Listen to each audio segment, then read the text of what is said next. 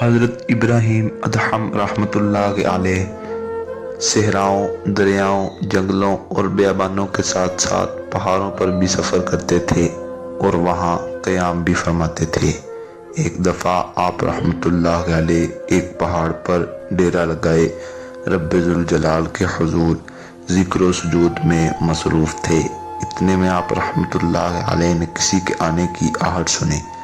آپ رحمۃ اللہ علیہ عبادت و ریاضت سے فارغ ہوئے تو آپ رحمۃ اللہ علیہ نے مڑ کر دیکھا تو ایک شخص آپ رحمۃ اللہ علیہ سے ملنے کی خواہش لے کر بڑی دور سے آپ رحمۃ اللہ علیہ کی تلاش میں آیا تھا۔ آپ رحمۃ اللہ علیہ نے اس سے پوچھا، میاں اللہ تم پر اپنے فضل و کرم کی بارش فرمائے، یہ بتاؤ کہ میں آپ کی کیا خدمت کر سکتا ہوں؟ اس شخص نے کہا، یا حضرت میں کسی قسم کی خدمت آپ سے لینے نہیں آیا، میں تو صرف نیاز مندی کی خاطر حاضر ہوا ہوں۔ آپ رحمۃ اللہ علیہ کے پاس اس وقت جو کچھ کھانے کو تھا آپ نے اسے پیش کیا، مگر اس نے بتایا کہ وہ زاد راہ ساتھ لایا ہے اور اسے کسی قسم کی حاجت نہیں ہے۔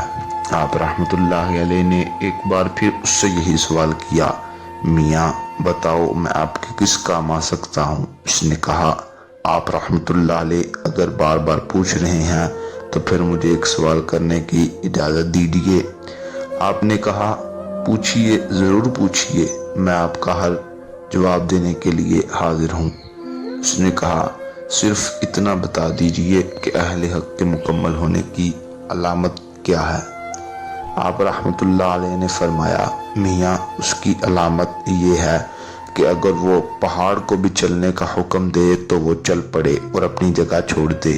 آپ رحمۃ اللہ علیہ کا کہنا تھا کہ جس پہاڑی پر وہ شخص اور آپ بیٹھے گفتگو کر رہے تھے وہ اسی لمحے چل پڑا۔ وہ شخص یہ دیکھ کر خوشی تعجب کی ملی ملی کیفیت میں آپ رحمۃ اللہ علیہ کی طرف دیکھنے لگا۔ آپ رحمۃ اللہ علیہ نے پہاڑ کو چلتے دیکھ کر فرمایا، اے پہاڑ، میں نے تجھے چلنے کو نہیں کہا، میں نے صرف مثال دی ہے۔